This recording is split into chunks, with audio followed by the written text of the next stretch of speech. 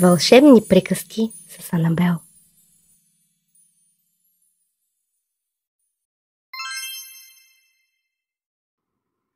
Бамби. В току-що разбудилата се след зимата гора, зайчето Тропчо с радост разнасяше вълнуваща новина. Радост, радост! Роди се новия принц на гората! Викаше Тропчо. На огряната от пролетното слънце полянка лежеше майката Кошута с нейната рожба. О, това се казва събитие! Развълнува се сънливия стар бухъл. Не всеки ден се ражда принц. Мисля да го нарека Бамби, рече Кошутата и погледна с любов малкото си. Времето в гората минаваше бързо и Бамби скоро започна да опознава света около себе си. Имаше толкова много чудни неща за откриване. Добро утро! Няколко опосума поздравиха Бамби. Бамби кимна, за да им отвърне на поздрава. Нямаше търпение да се запознае и с други животни. Всеки ден новите му приятели го учиха на какво ли не. Това е птица, обясни му Тропчо. Птица, повтори Бамби. Птица, поправи го зайчето. Птица, извика след него Бамби. Зайчетата кимаха одобрително, за да го окуражат. Птица, пак каза Бамби, когато една жълта пеперуда каца на опашчицата му. Тропчо го поправи с весело гласче. Не, това е пеперуда. А след това го заведе при цветята. Бамби се наведе да ги помирише и почти допря муцунката си до нечие меко носле. Цвете? Заяви гордо Бамби и Тропчо отново се разсмя. Не, това е малък скункс. Продължи да се киска зайчето. Но всъщност скунксът нямаше нищо против да го наричат Цвете. Един ден над гората се разнесе силен гръм. Бамби побърза да се шмугне в гъсталака до майка си. Скоро заваля и мелодичното ромолене на капките дъжд бързо го преспа. Но не мина много време и слънцето отново озари небето. Майката на Бамби реши, че е време да му покаже голямата поляна. Тя беше открита, просторна и зелена и Бамби нямаше търпение да се втурне натам. Ала майка му го спря. Не бива да се показваш така на поляната, може да е опасно. Скара му се тя и отиде да провери сама. След като се увери, че всичко е наред, тя повика Бамби при себе си. Светът наоколо не спираше да удивлява любопитното еленче. То последва една подскачаща жаба, която цопна в близкото езерце. Бамби се наведе към водата, за да види къде се е скрила и видя своето отражение.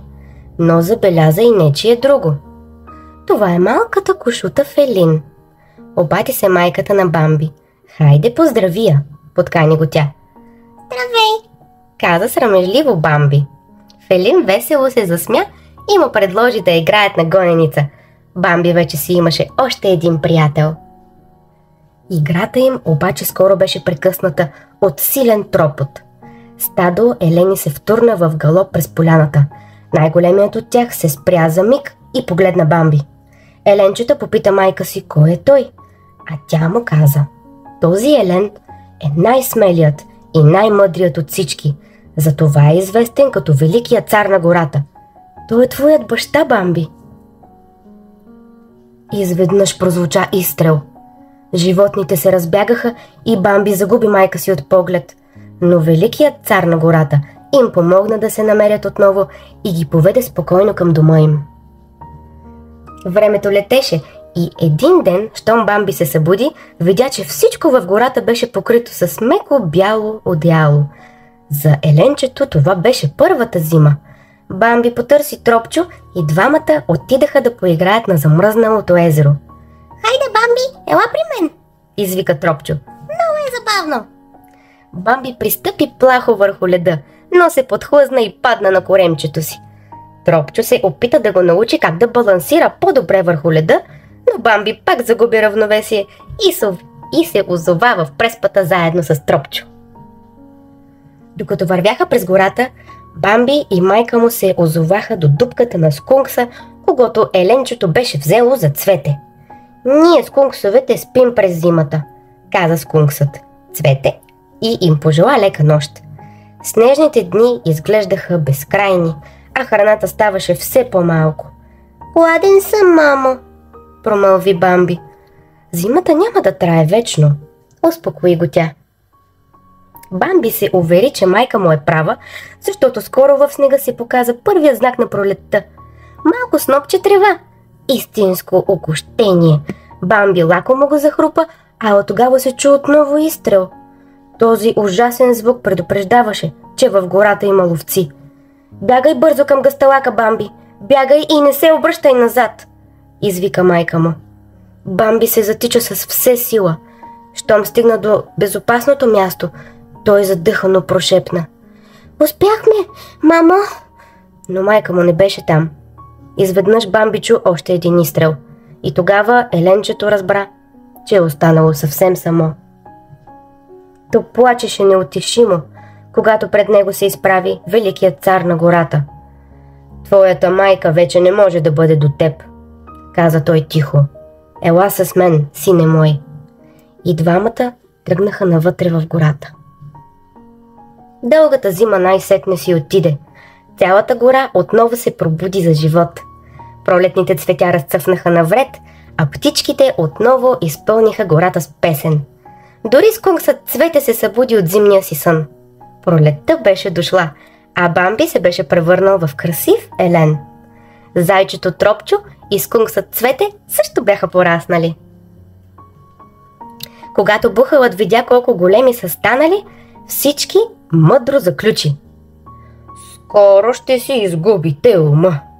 През пролетта всички се влюбват и си губят ума, поясни той. Тримата приятели се спогледаха озадачено и си казаха, че на тях това няма начин да им се случи. Но миг по-късно край тях мина красив женски скункс. И без дори да се усети, скунксът Цвете радостно я последва. Тропчо също беше завладян от таинственото пролетно състояние, за което ги беше предупредил Бухалът. Той срещна една красива зайка, която накара сърцето му да затопти още по-бързо от вълнение. Бамби все още не разбираше какво означава всичко това. Самотен, той спря да пие вода от езерцето, но не щеш ли зърна познато отражение. Не ме ли помниш? Попита Фелин мило и се засмя. Тя също беше пораснала. Двамата радостно заподскачаха по поляната като през миналото лято. Бамби вече усещаше какво е искал да каже Бухалът. Никога досега младият елен не се беше чувствал толкова щастлив. Ала приятното чувство на възторг и вълнение изчезна в миг, щом пред него се изправи друг елен и го предизвика на двубой за Фелин. И двамата бяха млади и силни, решени да се бият до край. Помощ! Извика Фелин. Бамби изблъска съперника си до ръба на една скала и той се търкулна надолу по хълма. Победеният елен закоцука с наведена глава.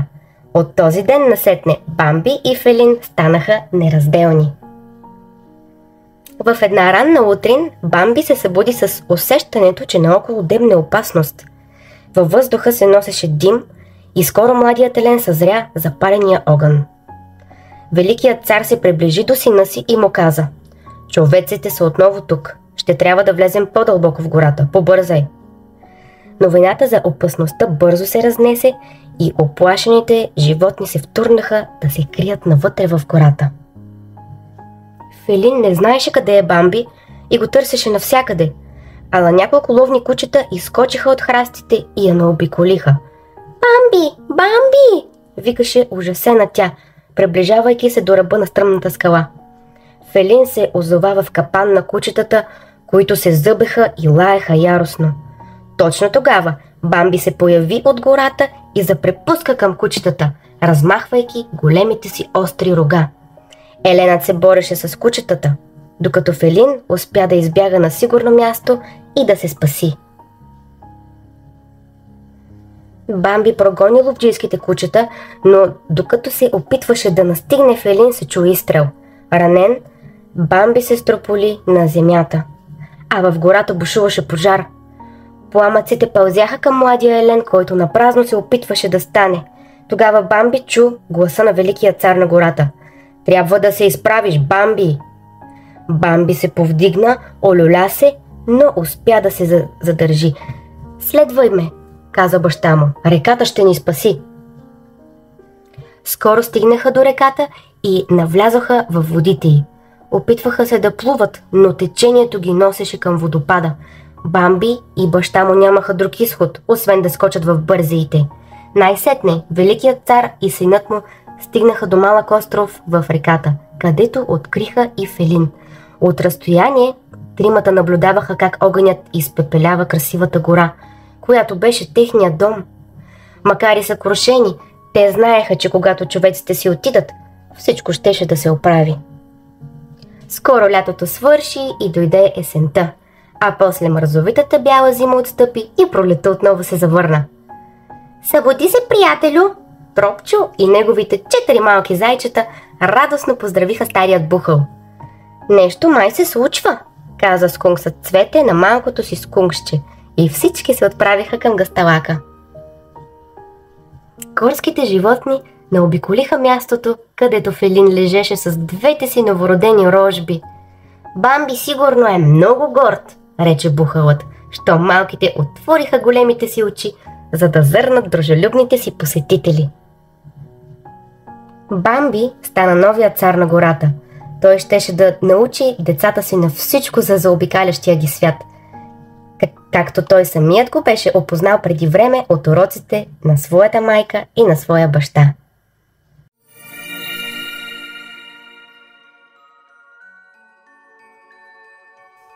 Това беше приказката за днес. А сега спинка и спокойно, защото каква ли приказка съм ти приготвила за утре. Лека нощ!